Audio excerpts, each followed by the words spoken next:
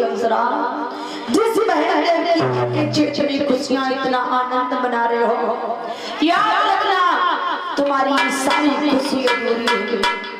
जिस बहन देवी के पीछे खुशियां मना रहे हो, उसी देवी के गर्भ से 8वां पुत्र पैदा होगा, वो तेरा काल होगा काल। उसी समय कंस फटी फटी आंखें से ऊपर को देखेंगे। मेरे भाइयों, श्री सुखदेव जी कहते हैं राजा परीक्षित, हमको उसी समय कंस ने दिल में विचार किया है, ना मैं राखूंगा बांस ना बजेगी बांस। कंस ने जिस समय अपने म्यान की तलवार खींची और देवकी के ऊपर चलानी चाहिए, उसी समय बीचे में आई कि वसुदेव ने तलवार पकड़ ली और वसुदेव बोले हैं कंस परीक्षित महाराज बोले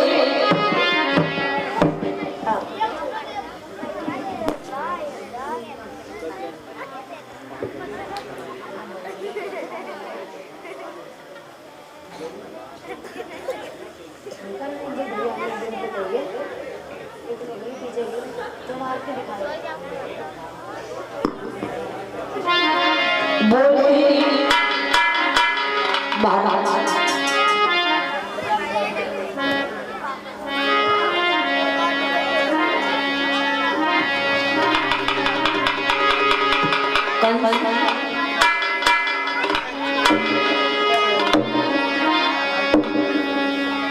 तुम मार रहे हो, लेकिन भाई कहाँ धर्म की ओर बढ़ता रहे भगवान, सदैव इच्छा करते रहे, यही कामना करते हो भगवान से।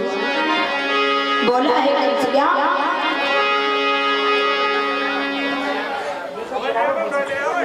वसुदेव ने जवाब दिया, सुनो अरे अरे कंस इसको न मार दिल है,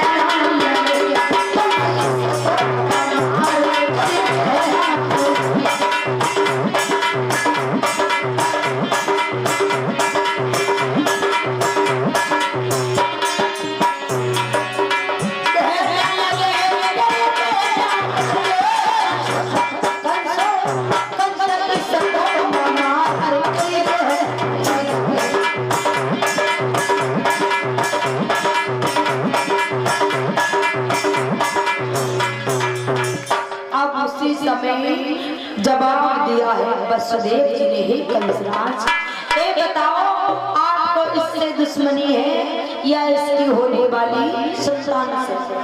तो महाराज कंस कहने लगा मुझे इससे कोई दुश्मनी नहीं है, इसकी होने वाली संतान से जो 8वां पुत्र पैदा होगा वो मेरा काल होगा।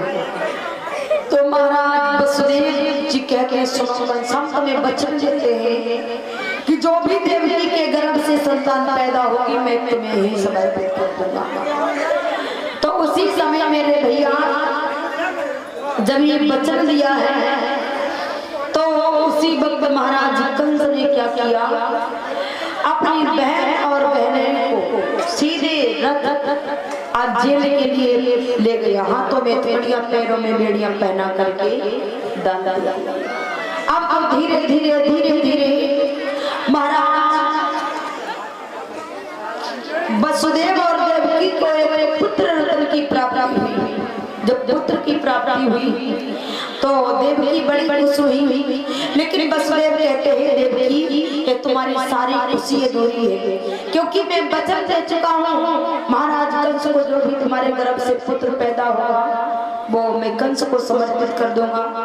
लेकिन देवकी कहती है स्वामी उसका तो काल 8वां पुत्र है, लेकिन महाराज कहते हैं मैं वचन को नहीं तोड़ सकता हूँ। जिस समय वसुदेव उस पुत्र को मैया के गोद से झपट करके छींच करके लेकर के चल देते हैं, कैसे चले हैं महाराज?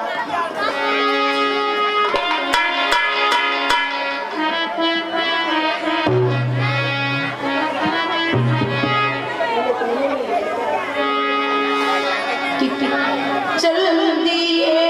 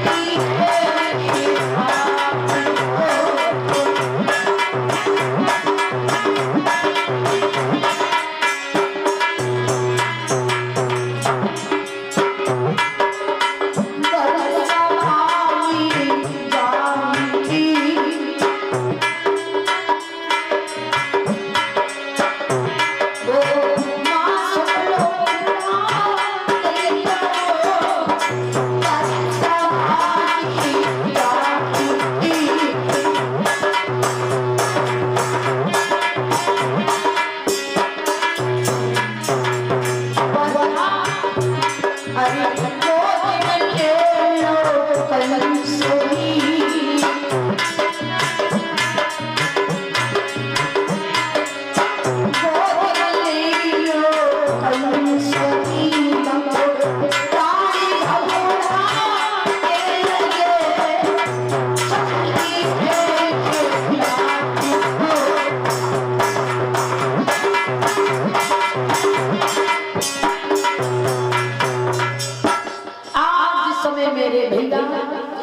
वासुदेव कंस के पास पहुंच जाते, जिसमें कंस ने उस जरा से बच्चे को गोद में लिया। दिल में विचार करने लगता है, रे इस जरा से बच्चे ने मेरा भला क्या बिगाड़ा है।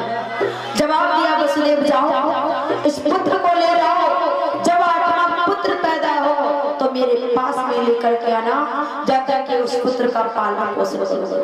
वसुदेव इधर लौट आए, तब तक देव ऋषि नारायण नारायण भगवान का गुणगान करते हुए आगे दरबार महाराज कंस ने देखा कि महाराज कंस ने बड़ा सम्मान किया, जवाब दिया क्या बात है महाराज, बड़े खुश लग रहे हो।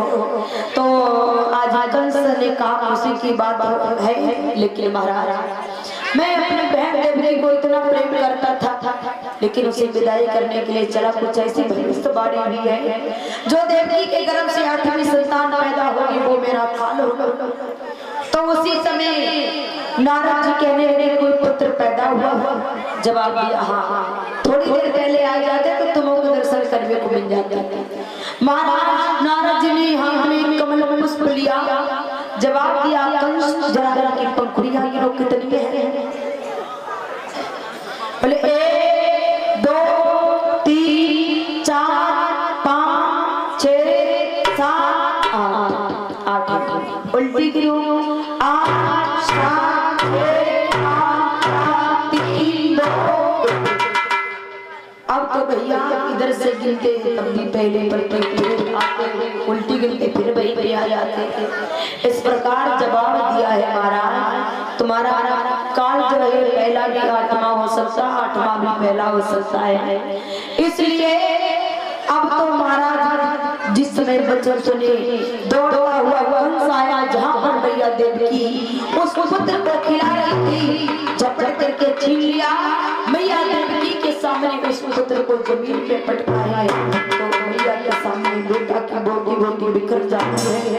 लेकिन श्री सुखदेव कहते हैं राजन परीक्षित, कंस ने एक नहीं देवकी के 6 बालकों को बंद किया है। जो 7वें गर्भ का नंबर आया, कुछ हरिमाया का ऐसा काम हुआ जिस गर्भ को निकाल करके रोहिणी के गर्भ में प्रवेश किया गया, जहाँ बलराम नाम का पुत्र पैदा हुआ है। अब आगे के गर्भ में भगवान कृष्ण आने वाले हैं कि अब आगे की गर्भ में आते हैं यदुनाथ श्रोतागण सादर मुनि पहले जोड़ो। अब आत्मा गर्भ धारण किया है तो कंस ने क्या किया भैया कि 8वीं गर्भ की बारी थी, अब कंस के यहाँ तैयार